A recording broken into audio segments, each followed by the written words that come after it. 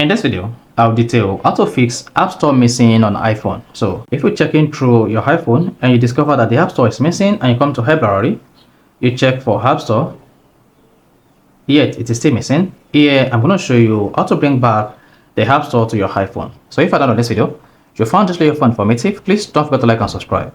Now to fix App Store missing on iPhone on iOS 18, all you just need to do is go to your iPhone settings. On the settings page, scroll down and click on screen time. While on the screen time page, just want to scroll down, click on content and privacy restrictions. Then on the content and privacy restriction page, turn off content and privacy restrictions. Then once that is disabled, hang on for a couple of seconds. It may be up to 5 or 10 seconds.